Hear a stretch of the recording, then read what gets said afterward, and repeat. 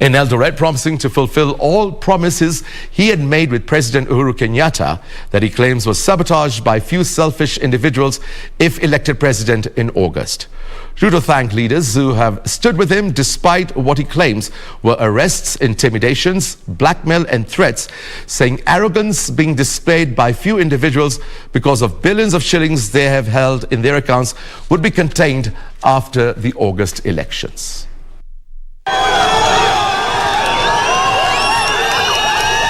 The Eldoret mega meeting was convened to give the deputy president blessings as he kicked off what he said were campaigns proper for his August presidential bid.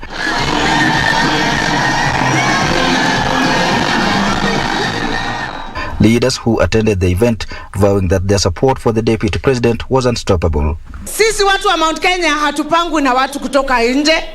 Sisi wenyewe tumejipanga na William Samoei Ruto. Sisi huko Turukana tuliamua kwa pamoja kuwa tutakuwa na William Samoei Ruto. Sisi Wakamba tumesema hatutawachwa nyuma. Lazima tuingie State House tukiwa na William Samoei Ruto. Mahali tunatoka inaitwa Nyamira. Sisi tumeamua ya kwamba tutasimama kidete na William Samoei Ruto mpaka ifikapo August 9th. Kule Taita Taveta na pwani yote mzima tunasimama na naibu wa rais kwa sababu yeye ni jasiri. They said they were presenting the deputy president to Kenyans as a candidate who has been tested with a track record in a national party that has a clear agenda for the country. We are telling Raila Odinga, William Ruto should not be your agenda. Tell the people of Kenya, what is your agenda? The deputy president, on his part, said UDA will implement all Jubilee's development programs that was sabotaged by few selfish individuals. It is in the interest of our nation to reduce the cost of living, and the cost of living can only be reduced if we invest in agriculture. The deputy president thanked his supporters for standing with him despite what he claims were arrests, intimidation, blackmail and threats. I want to ask every Kenyan, don't vote for the sake of voting. Don't vote because of your tribe. Don't vote because of your religion. Don't vote because of any other consideration. Vote for your interests. The presence of Kakamega Senator Cleophas Malala at the meeting perhaps a pointer that it was only a matter of days before ANC pulls out of One Kenya Alliance. Mukiona niko hapa, mimi sijakuja hapa kwa sababu yangu, nimekuja hapa kama mwakilishi wa jamii ya Waluya. Reporting for the Legends edition from Uasin Gishu County, I am Wycliffe Okech. Shock and grief has engulfed Kangui village, Kapsito location in Nakuru County, after a middle-aged man killed his entire family. It is alleged that the 38-year-old man set his house on fire, burning his wife and 3 children to death. Meanwhile, a family in Thika is pleading for justice after their 27-year-old daughter was killed by an alleged jilted lover. Kangui village, Kapsita location in Elbagon, Molo sub-county. Tazama Jehova katika hii kikao, pako roho ambazo zimeinuka. A dark cloud hovers as neighbors, friends and relatives struggle to come to terms with the death of 4 members of the same family. It is alleged that Alice Njeri and her 3 children died after her 38-year-old husband set their house on fire. Tulipata ripoti kwamba kuna nyumba imechomeka hapa na polisi wakakimbilia hiyo scene na kufika wakapata mzee mwenye ni mshukiwa mkubwa kwa hii janga ambaye alikuwa anapiga nduru na ndiye mzee mwenye mboma, na polisi wakapata nyumba ambayo ilikuwa imejengwa ya mbao imechomeka na hawa watu 4 wamechomeka pale ndani. The residents are still puzzled by what might have led to the bizarre incident, even as they say that the couple had been having domestic wrangles. Amekuwa akikunywa kila wakati na kusumbuana. Sasa jioni tukapigiwa simu akaanza kusema ati tukaambiwa ati nyumba imeungua, lakini ni kama alikuwa amewaua already alafu tena akarudi akaichoma. Mimi Kenya ningeomba Wanaume tukiwachokesa, heri wanatuambia wanatufukuza tunaenda kisalama kwa wazazi wetu kuliko kutuua na watoto. Elsewhere in Thika, a family is pleading for justice for their 27-year-old daughter, whom they claim was allegedly stabbed to death by her lover. Lucy Njambi is alleged to have been killed by his boyfriend, who had introduced himself as a policeman attached to the DCI unit, only to be discovered to be an imposter. Kulikuwa mwendo wa saa 3 hivi, tukatafuta gari na Mungu akatusaidia na tukakuja mpaka hospitali ya Thika level 5. Wakati tuliingia huko, tulikuta msichana wangu tayari amekata roho. Si gari limpiga, si mtu wa huko nje, it's an inside person, mtu mwenye anamjua akaamua kuchukua life yake na kummaliza. It's so painful. We are praying to God if heaven can hear us.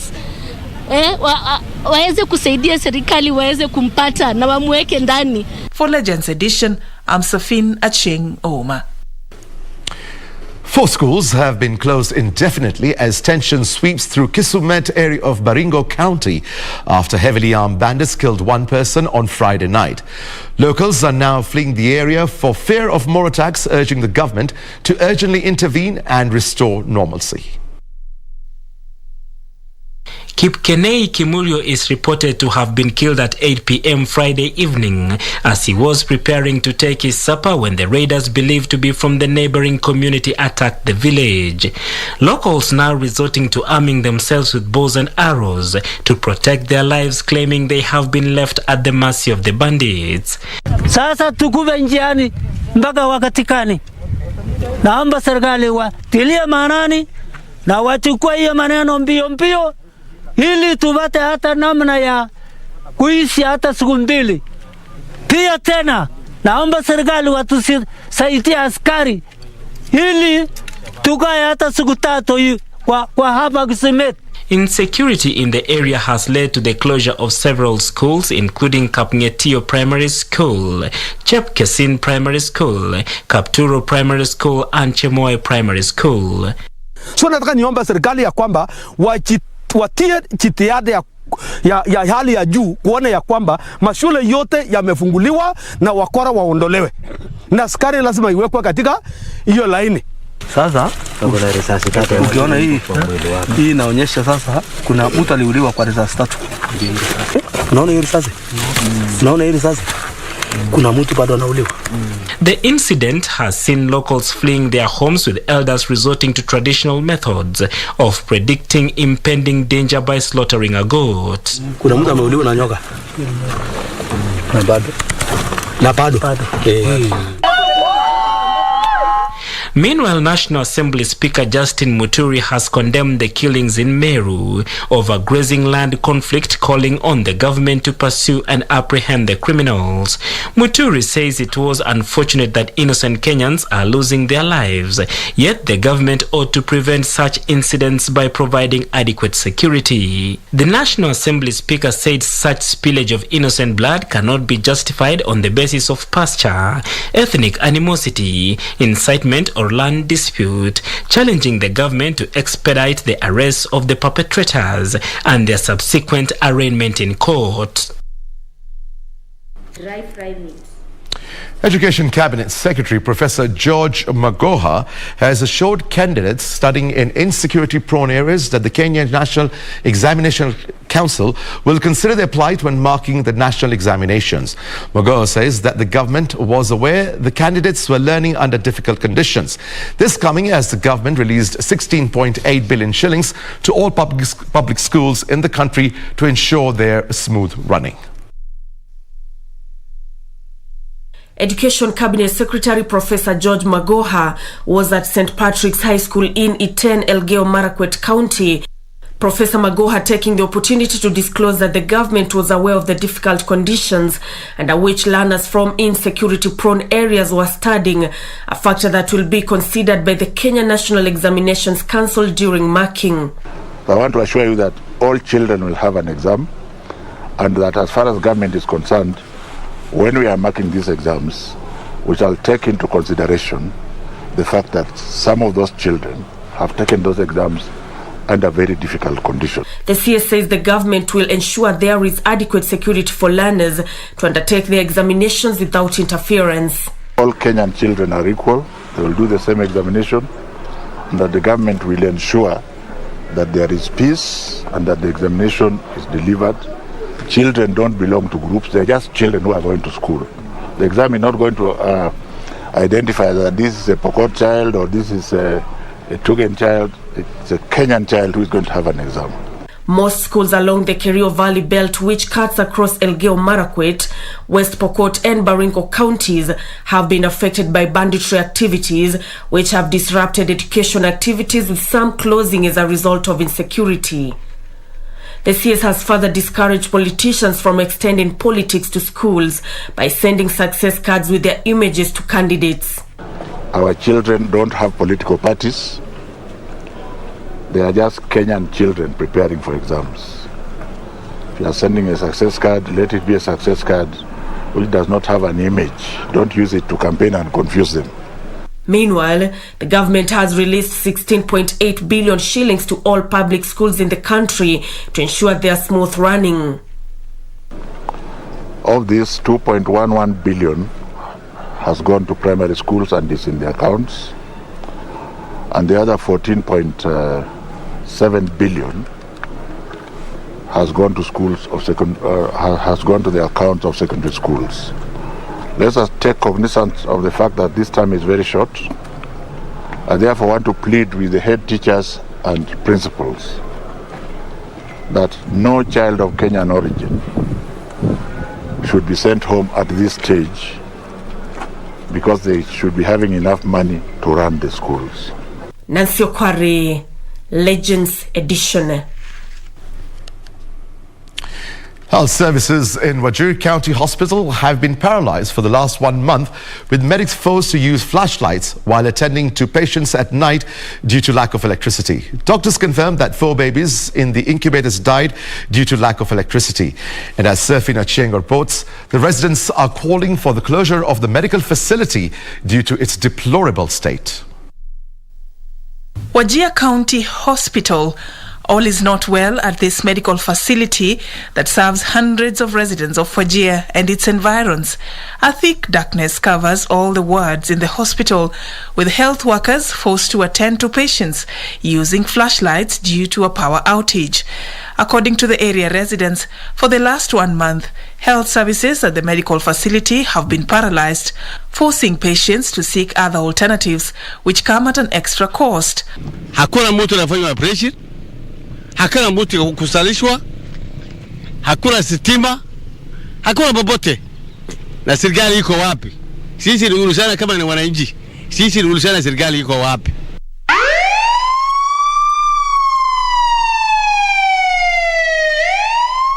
Outside the hospital, an ambulance that has just brought in a patient who lost her baby at childbirth due to some birth-related complications arrives, but she is forced to seek help elsewhere since the hospital does not have electricity. We came from Budhea, Wajia South. I brought my niece. She was in labor. She lost a lot of blood and the baby has died. Doctors confirm that 4 babies in the incubators have died due to lack of electricity. Healthcare workers have been so consistent in terms of working in conditions that are very deplorable. Yeah? And we will continue serving services in such conditions. Local leaders are now calling on the government to urgently intervene, failure to which they have demanded an immediate closure of the medical facility. There is nothing that is going on in the hospital. There is lack of reagents in the lab. There is lack of water in the hospital. There is no electricity. The entire hospital is in shutdown. I'm calling upon the governor and the finance team to close the hospital if they are not financing the hospital. For Legends Edition, I'm Safin Aching Oma. Police in Meru County have arrested 16 Ethiopian nationals for being in the country illegally. According to Igembe North Sub-County Police Commander Batin Kantai, the 16 were nabbed in some deserted houses within the outskirts of Mutwati town. Details of this and more stories from our county news roundup.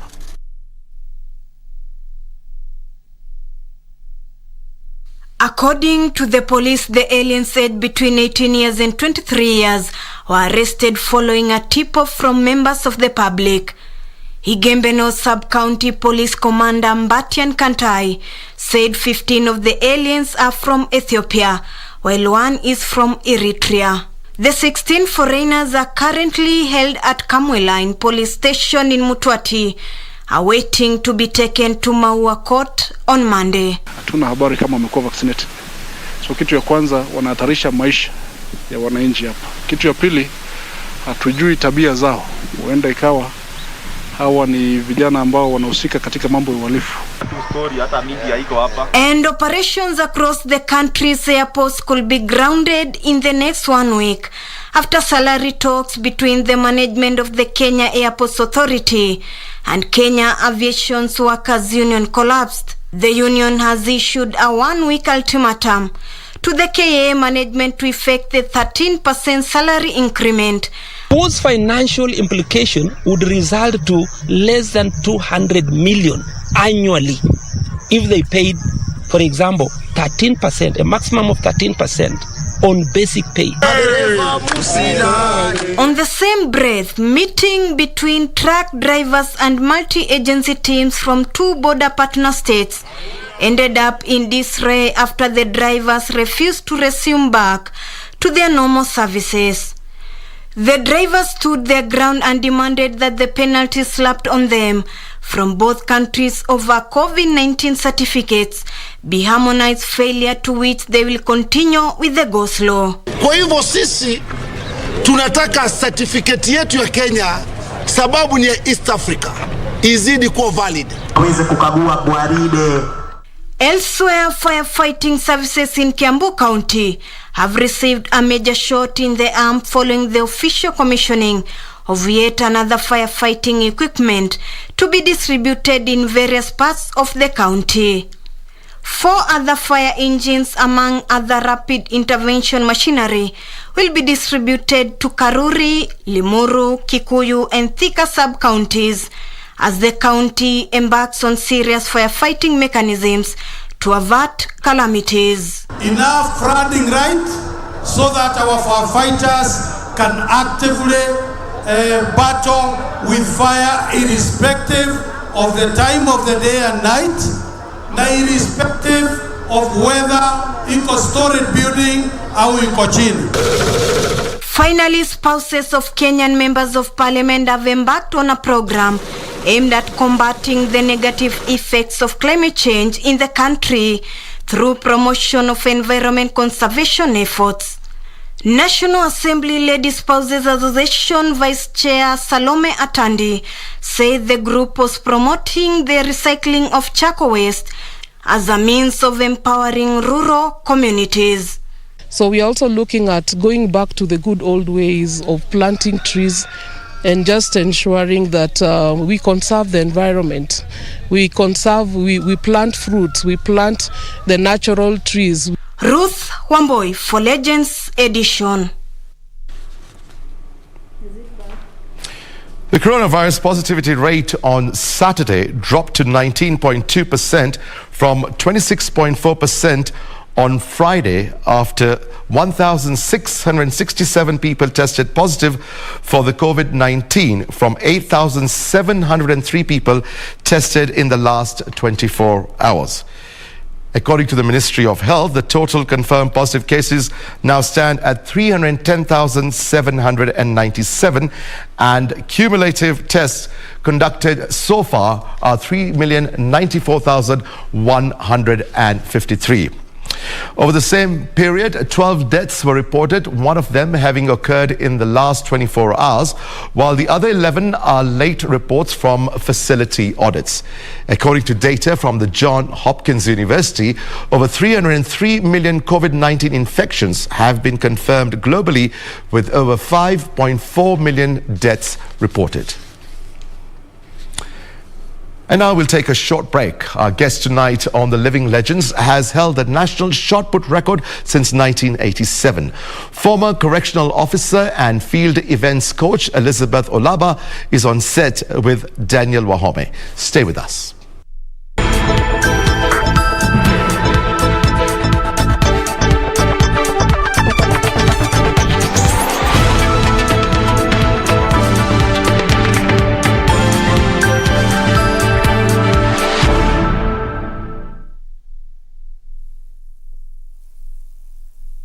Ili kupata skiza tune hii ya falsafa ya maji, bonyeza *811 *965#. Mwanangu, siku zote maji huteremka bondeni, hayapandi mlima. Na maji hayo yakiteremka hufuata mkondo. Lakini maji hayo yakimwagika hayazoleki. Na ndiyo maana ukiyavulia nguo, maji hayo yaoge. Basi mtazamo wako ndo maisha yako. Ili kupata skiza tune hiyo ya falsafa ya maji, bonyeza *811 *965#. *811 *965#.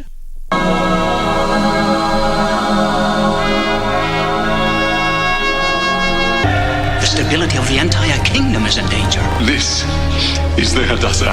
Forget your name, but never forget you're a Jew. Because in the will of God, the salvation of an entire people depends on the courage of one woman, Esther.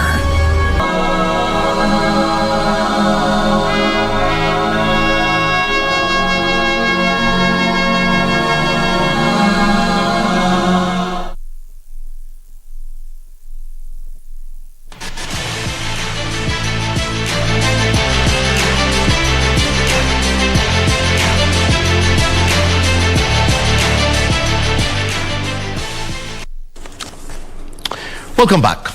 In our sports news tonight, 1500 meters world champion Timothy Cheruiyot and world under 20 3,000 meters steeplechase champion Celestine Chespol are among 26 athletes who were selected by Kenya Prison Service to represent them in the National Cross Country Championship slated for the 22nd of this month.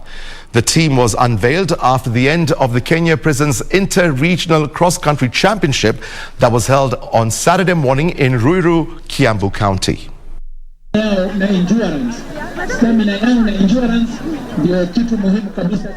Celestine Chespol continued a show of elegance as she emerged victorious in the women's 10-kilometer race. She timed 33 minutes 42.9 seconds, followed by brilliant Jepkorir who clocked 33 minutes 46.9 seconds. Abigail Chilagat finished that in 33 minutes 01.2 seconds. Celestine Chespol.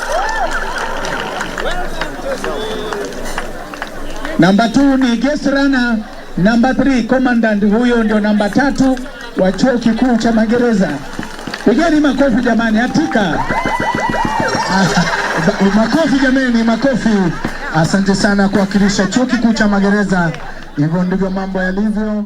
Na pressure bado ni mapema, ni January.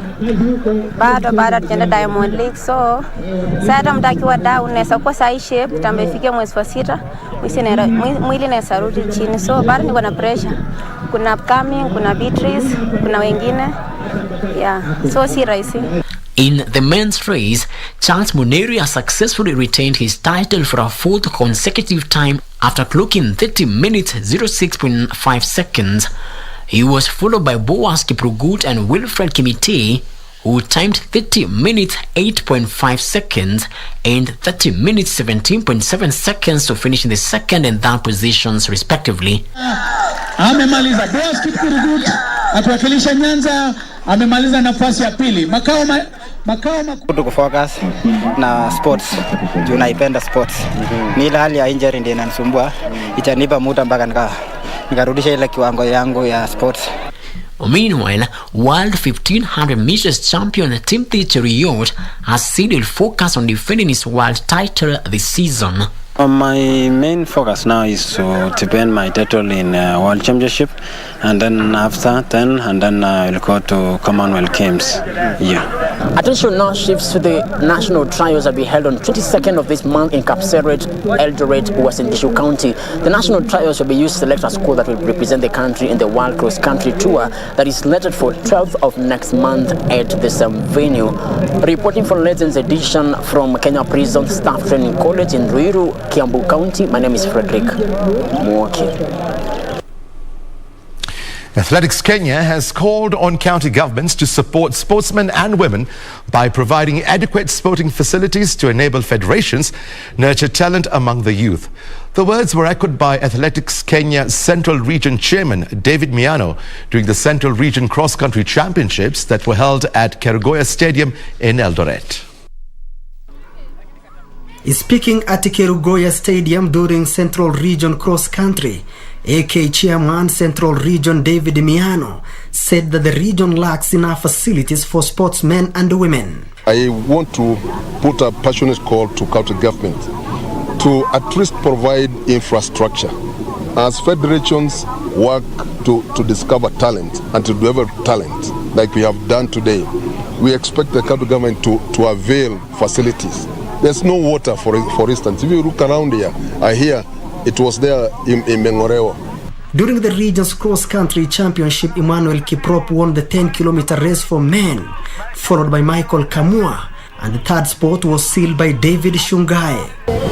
Pesa iko mbaya, nashukuru Mungu kwa ushindi wa leo. Pia kwa mazoezi yenye nilikuwa nimefanya kutokana kwa coach na wenzangu.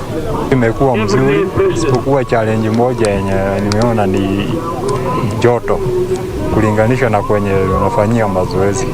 Rebecca Njeri won the ladies category, followed by Teresia Mudhoni and Mary Nyarwai, who finished in the second and the third positions respectively. Aden Ibrahim, Legends Edition.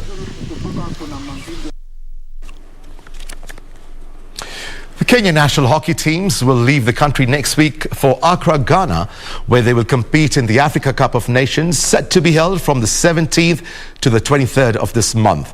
The continental tournament will also act as a qualifier to the Commonwealth Games to be held in Birmingham from the 28th of July to the 8th of August.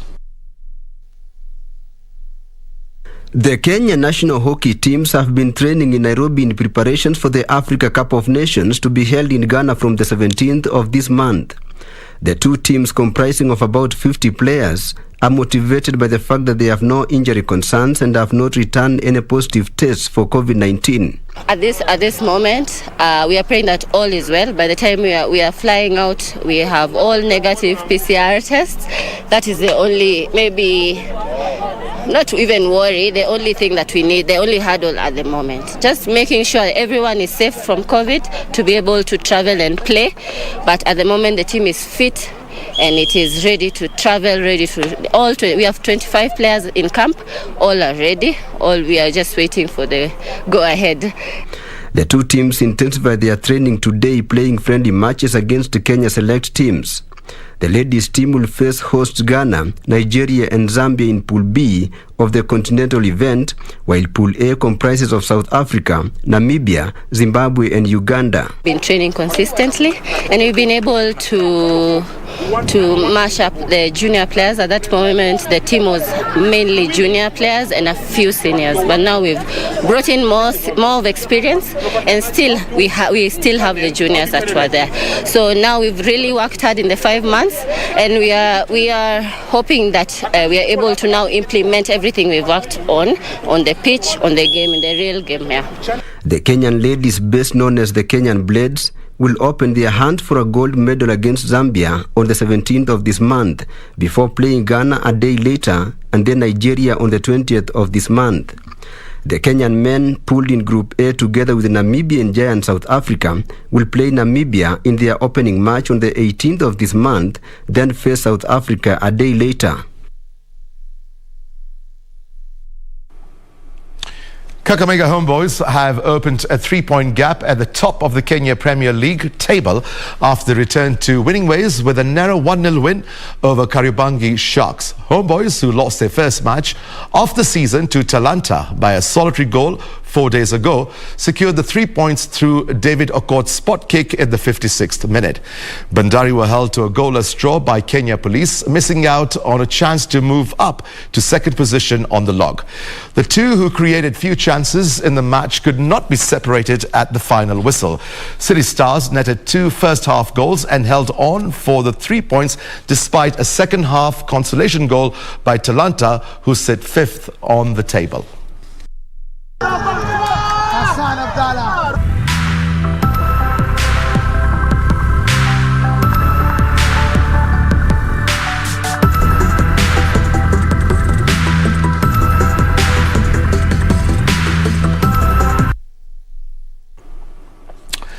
Gambia, Mali, Mauritania and Tunisia from the last group of the Africa Cup of Nations tournament, which kicks off tomorrow in Cameroon.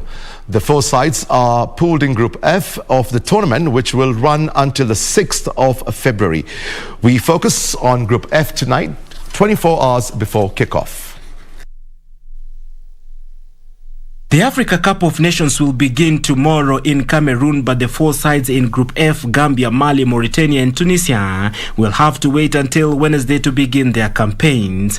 Tunisia will face Mali in the first match of Group F before Mauritania play Gambia in the other match. Tunisia have participated in 3 quadrennial major football competitions. They appeared in the end stages of the 5 FIFA World Cups and 19 Africa Cup of Nations and featured at 4 Olympic football tournaments. Tunisia created history in the 1978 World Cup in Argentina by becoming the first African side to win a World Cup match, beating Mexico 3-1. They also held defending champions West Germany to a goalless draw before being eliminated.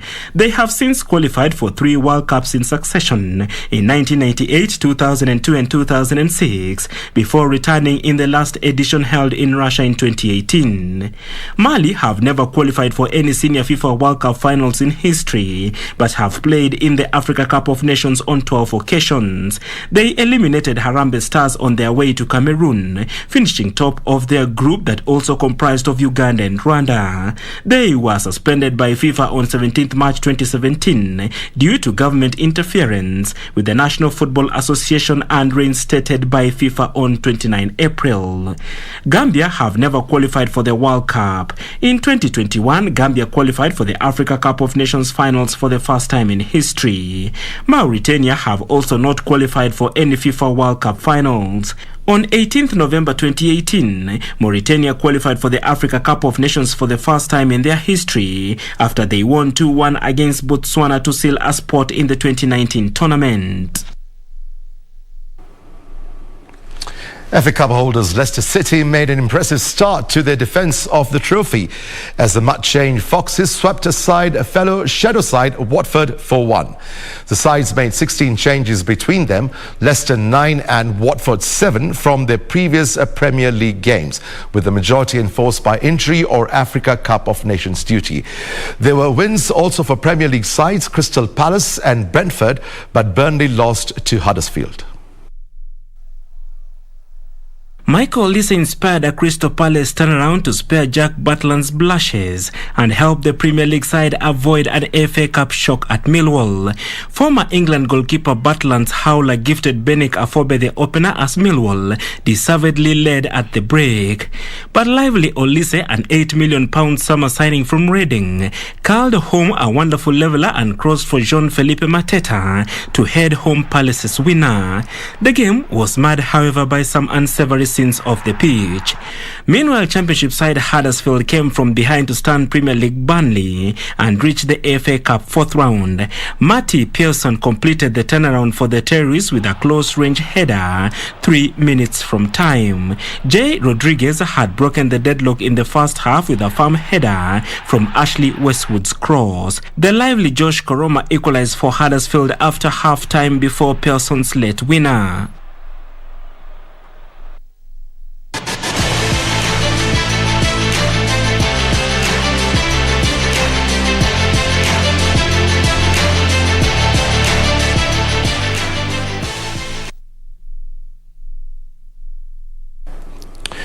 community in Dabaso village in Watamu that lives adjacent to the Dabaso Creek ecosystem is reaping big from the conservation efforts of the residents.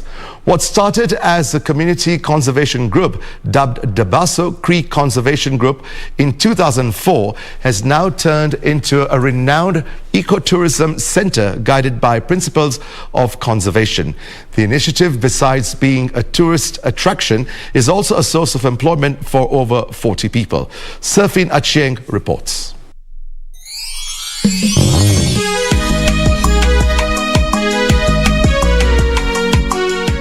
Early morning in Watamu on the north of the Kenyan coast. A beautiful sunrise as one takes an early morning canoe ride.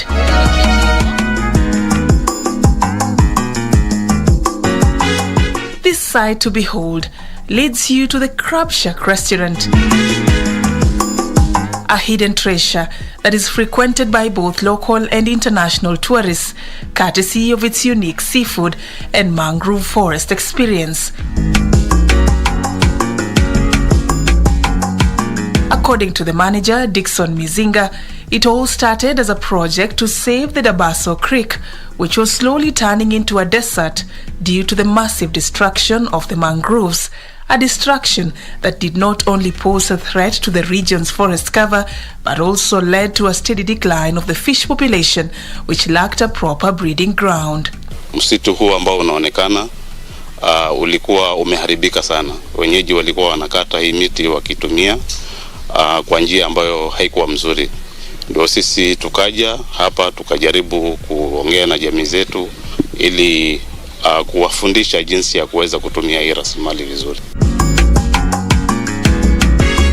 Attracted by the community's conservation efforts, other conservationists, together with government agencies such as the Kenya Wildlife Service, Kenya Forestry Research Institute, together with the Kenya Marine and Fisheries Research Institute, reached out to support the community to not only achieve its conservation goal, but to also make money while at it. Ya kwanza walitupatia ni ya kufanya ufugaji wa crab farming.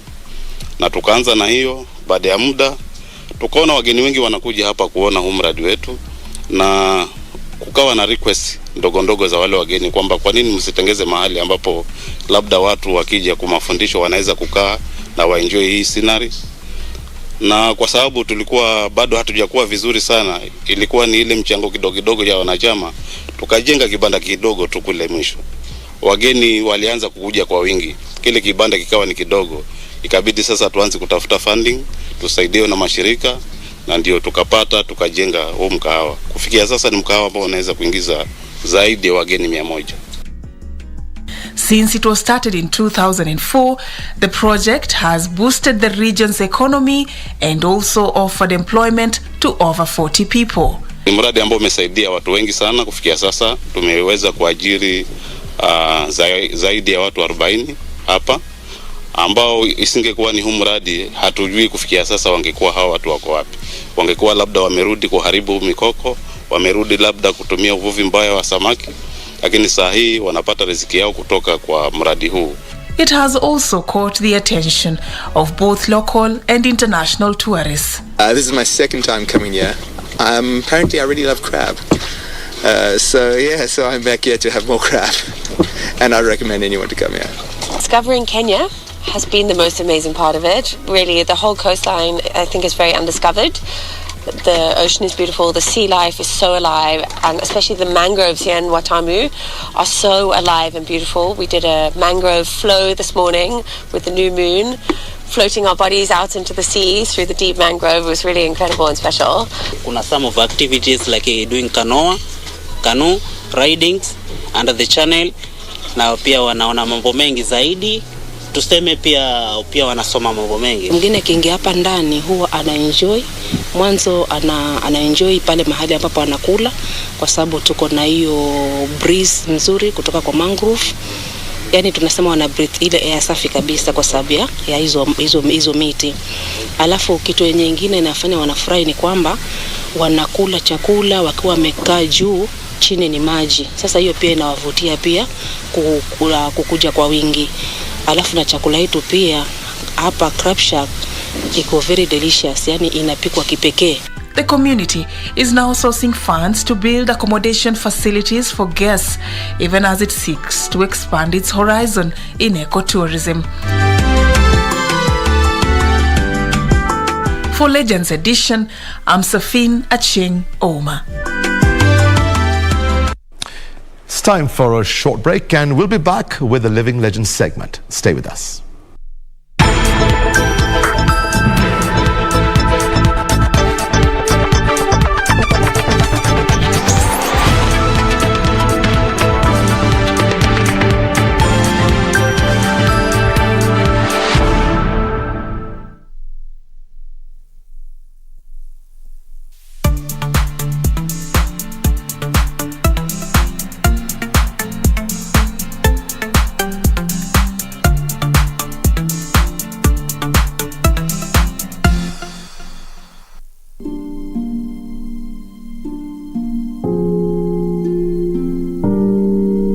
I'm a happily married man, my friend. Aren't we all? Gotten used to seeing him so much on TV, I hardly ever get surprised anymore. I've been waiting for that call. It's rude to keep a lady waiting. You and Miss Makeup over there have been getting a bit too hands-on. Don't hate the player. Hate the game. He is my husband, okay? He is getting out of control. And he's going to get you down with him. You can't leave me. I love you.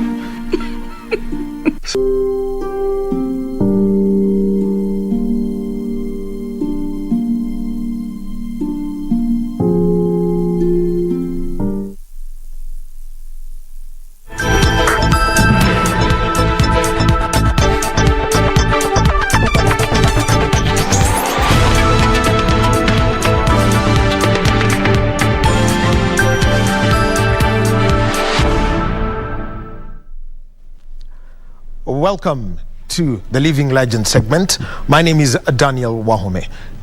In this edition, we'll be speaking to one athlete who has represented the country in different sports as far as athletics is concerned. She has been a discus thrower, she has been a shot putter, and she also has been in the combined event that is the heptathlon. 7 events at the Commonwealth Games. To this day, she still holds the national record in the shot put, 15 meters, 83 centimeters, and that was set at the Moi International Sports Center, Kasarani, in August of 1987. That was during the 4th All-Africa Games that Kenya hosted. On the Living Legends tonight, we speak with athletics coach Elizabeth Olaba. Elizabeth, it's a pleasure to speak to you. Thank you. And welcome to KBC once again. Thank you, Wahome. You like that corner because I think the 2 times we've been with you in this studio around athletics and Olympic the Olympic Games, it's that same corner that you take. For sure.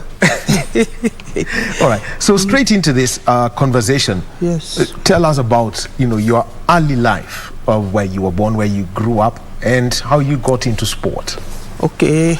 I was born in Kisumu, in I don't know, in town, actually, in an estate called Manyata. That is where I was born. I'm from a family of 8. I was the 4th born. And then my schooling was at Kibuye. That is Kibuye Missionary, in a Catholic school, up to when I did my KCPE. It was the CPE then? KCPE. KCPE? Yes, before. The standard 8? Yes. Then I joined a Muslim secondary school, just in the neighborhood. And then from there, I think I stayed out for only some months before I got enlisted into the Kenya Prison Service.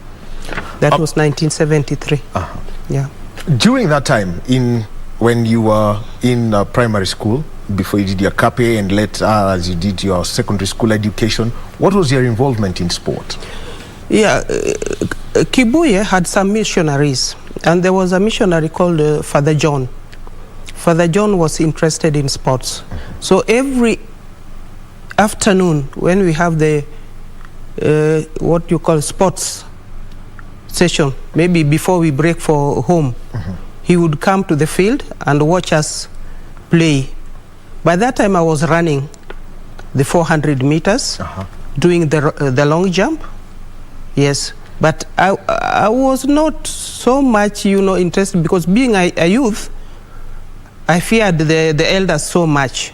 So whenever I beat them, I would run to the toilet and hide myself.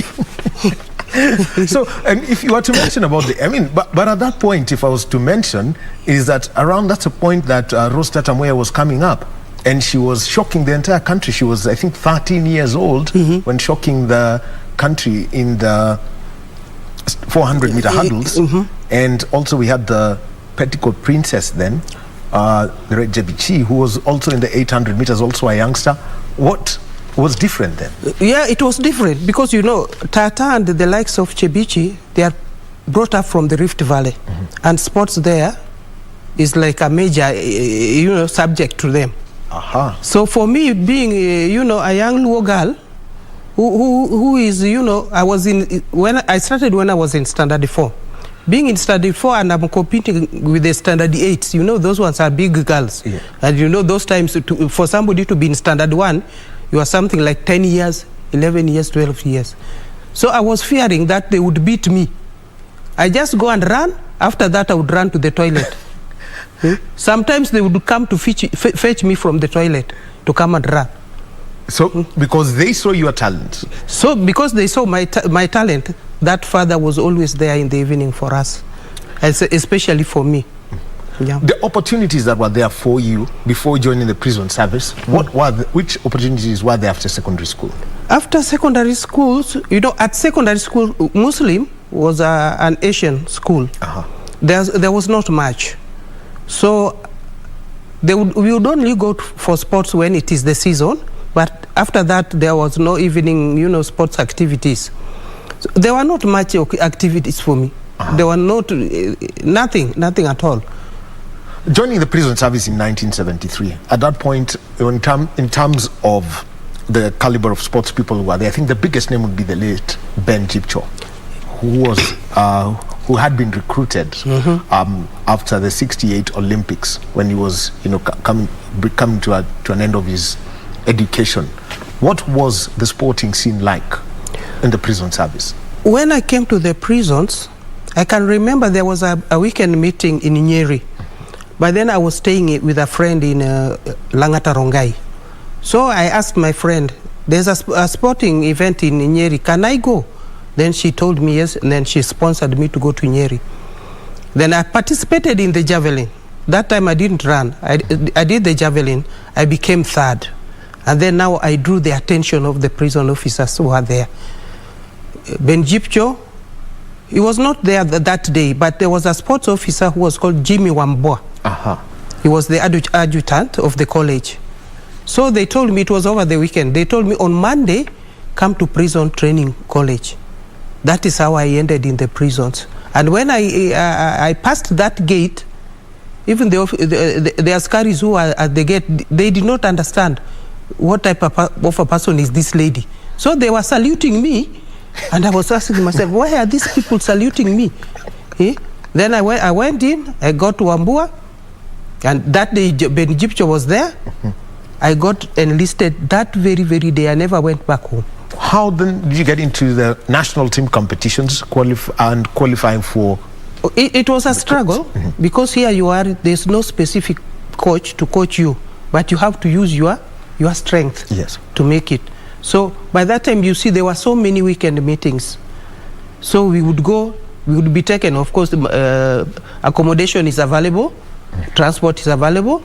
We would go, then I started now catching up, pole being number 4, being number 3. Then I started building up. Lucky enough, by that time we didn't know anything like, doing the weight training and what have you. These things are things that I came to learn later. When this coach, Walter Abmeyer, came in and built a small gym at Nyayo Stadium there. Now we started knowing about the weight training. But before that, it was just a struggle. In 1982, you represented the country at the Commonwealth Games in Brisbane. Yes. And this was in the heptathlon. 7 events in total, and you scored 4,664 points. You also participated in the javelin. You finished 9th, 40.96 meters, and in the shot put, 12.84 meters. At that point, because it's, I mean, just after that you met with Walter. What was the field event scene for you, and the 46-64 points? That was a national record. It was a national record, but you see, combined events by that time, they didn't take it so seriously, because it involves so much and it needs a lot of coaching. By then, that time, okay, Admire had come to the country. We had the coaches like Hussein Ali. By that time, Hussein Ali was our coach in the heptathlon. But there was not so much that we were learning from there, because if he's a track specialist, when it comes to doing the field events, you'll find yourself being alone again. Yes. So that means that if you've got, I mean, when you have to do the 800, which every heptathlete, you go and join 800 people. You join 800 people. Yes. If you've got to do the 200 meters, you join the 200 meters people. So that means that when you've got to do the high jump, you're on your own. You are on your own. When you've got to do the throws, you're on your own. Wow. Then Walter Abmire at that point picked you up and said that you can get into coaching parallel to competing. What was that opportunity that came for you in 1984? Yeah, the opportunity came in 1983 when I had we were doing these local coaching courses. And I was one of the participants. That was under what? Kenya 3As, as it was known. Kenya 3As. So we had level C, B, and level A. For me, I didn't go to level C. I started with level B. What was the exemption? I don't know. That was Walter's perception. So I went to B, and then I went to A. And then when I did my A, that is when now I was picked to go to Germany to do my diploma in Germany. When you came back to the country, everyone started speaking about them when it comes to this. And in 1987, 15.38 meters, that is the national record. It was also an African record set at the African Games, and you won that gold. Yes. Until, it was an African record until 95. But what was that moment for you in August of 87? I tell you, 87 was, I think it was my peak. It was my peak. I had just come from Germany. You know, I went to Germany twice. Yes. In 86, I went for my higher diploma coaching course. And then while I was there, I was still training. So I came from Germany when I was full of, power. And I wanted to show that really I'm coming from Germany. I'm not the same person that left Kenya. So that one kept me going, and it really motivated me. Till the day of the competition, when that national anthem, was sung, I think I was sitting next to Jesus there. Then 4 years on, you still continued competing for Kenya at the African Championships and at the African Games also. And going through this, some of the marks that you put out, let's talk about the 1991, the 1990 African Championships. The shot put 14.26 meters and the discus throw at 45.04. Yes. It turned out that by that time, Kenya had no good throwers. And the likes of Malit, because I found them in the field, they were now becoming old. Looking right, left, there was nobody. So I had to do my best to keep that fire burning. So my participation in the discus and the shot put, because of course I had an injury, that's why I pulled from the javelin. But the javelin I was also good, because I had a 51 meters by that time.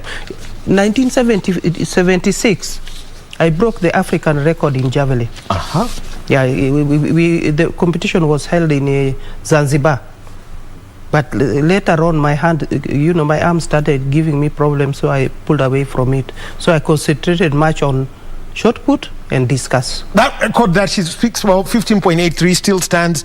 And, I also want to come up to something else, is that you got into coaching, and you've coached not just in Kenya, but in Malawi. What were your experiences when you went to Lilongwe, Blantyre, about the athletic scene? Because from the Kenyan perspective, you mentioned Malawi, they would know about the football team, and a club known as Butter Bullets. Yeah, when I went to Malawi in the year 2002, when we were preparing for the Commonwealth Games in Manchester. That is when they asked the NOC, Kenya, to give them a coach. Then I was taken there. When I went to Malawi, their perception was not, good to me, because they were asking themselves, why did they give us a woman? We thought they would have given us those, men, those big coaches, those big names. But I just told them jokingly, you people wait and you'll see. They forgot they were dealing with a... They forgot that... Askari. Yes, but the secretary who was there, Mr. Kambale, was very understanding. So I had a chat with him. I said, I have done coaching. I know what to do. I know Malawi, you don't have top athletes. Malawi in athletics, you are down. But give me a chance. I want to show you something. So he was very supportive. Then now I took off. When I went to Malawi, their records were very low, very, very low. And there were very few athletes. One thing in Malawi, they don't have competitions like the ones we have here in Kenya. With the weekend meetings, the preparation like the cross country. So I thought I was going to stay there longer to introduce, these training phases to them. Yes. But now it was a short period we were going to the Commonwealth Games. So I had to start first by concentrating on the Commonwealth Games. So I asked them to organize some few competitions so that I can select. So I ended up having about five athletes whom I took to Manchester. To Manchester. Now, there's one challenge that I would like to throw to you as a coach and as somebody who's broken the records. And I'll give some names that are very familiar to you. Their national long jump record, Ruth Onsarigo, 6.39 meters from the 23rd of December 1989. Year record, 15.83 meters in the shot put, still held by you, and at actually at altitude 15.6 meters from 27th of June 1987. 15.6. Then you've got Joyce Kiume, the discus throw, 49.68 meters from 1999. Caroline Koller holds the national record in the heptathlon, 5,407 from 1994. How do you get women into these field events and get them competitive? Because, like they say, records are there to be broken. Of course, yes. Waume, in Kenya, or I don't know whether it is in Africa, but in other countries, developed countries, they have no problem. But in Kenya, we have a problem. That once a girl, comes out of school, the first thing that girl will look for is a husband. That is changing now. Now, okay, if that lady is fortunate to be spotted during the school times, she will be employed in the prisons, in the armed forces, and in police and other institutions. But sports comes from the heart. Yes. It is very painful to train. It comes from the heart. If you cannot bear the pain of training, tell you, my friend, you are going nowhere. So you find these girls, when they are enlisted, once they get a job and they get a pay slip, that is where the problem starts. Okay, they train. At the end of the day, maybe she becomes a number 3, then sometimes pride starts taking course. And also there are those beautiful men outside there who know how to spot them. The next thing is pregnancy, and it is marriage. After marriage, some of us, we don't know how to take care of us after marriage. Because after marriage, sports can still be very good for you. And you can come out to be very active. You're an example. Yes, I'm an example. We know, we can mention many of them. I mean, even today, the ones who are here currently, Faith Kipyegon, Vivian Cheriot, Catherine Dereva. Yes, after marriage, you come out very strong. Because you can now manage yourself. Yes. Yes, but you see, that is why you see these records are hanging there. Because, they come up, but they cannot move on. So if I was to ask, oddly, will Priscilla Tabunda break Kola's record anytime soon? If she can discipline herself and dedicate herself to training. Joyce Kiwume's record was broken sometimes back in Mombasa. We have a lady, Rosemary Rakamba. She threw a 53 in Mombasa. Yes. But for one reason or the other, when we put that forward, AK did not take any interest. But it was broken. Was the discus weight correct? Very correct. Very correct. We were there in Mombasa. I was an official. I took the discus. I went and weighed it. So that means the opportunities are there and the records can be broken. The records can be broken. The records can be broken. Now, given what you have said here, briefly, I mean straightforward, speaking to the camera that's directly out there, yes. Speak to the young girls out there who are in the field events. We've seen them at the under-18 championships in 2017, at the under-20 championships in from 2017, and also last year's under-20 championships. Speak to them and tell them that the opportunities are there for them to be champions just like you. Thank you very much for that opportunity. I would like to tell my fellow female athletes, especially, that the opportunities are there and they can become champions. But self-discipline, hard training, because there's that saying of train hard, you win easy. So it is that training that will make them to become champions. And also for the coaches to encourage. If I'm a coach and there is an area where I'm not, familiar with, go to another coach who is familiar and ask for assistance. Because coaching is like a roundabout. You see? Don't stick, make the athlete stick to you when you know very well that you are not providing the right techniques. Seek for assistance.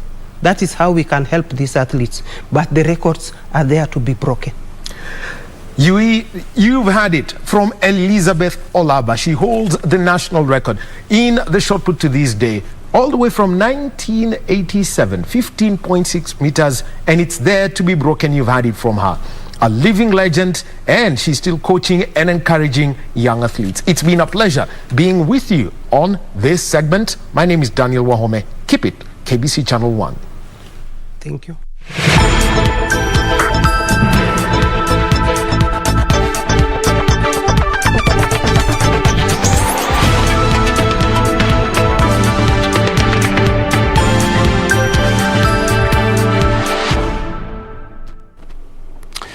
Stay disciplined, train hard, win easy. That is the message we have heard from the national record holder in the women's shot put, Elizabeth Olaba.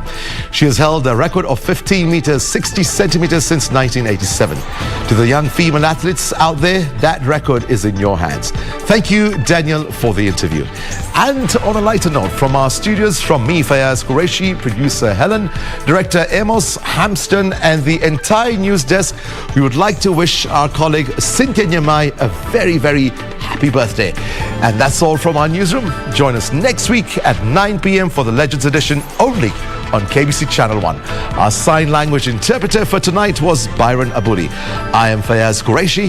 Have a good night.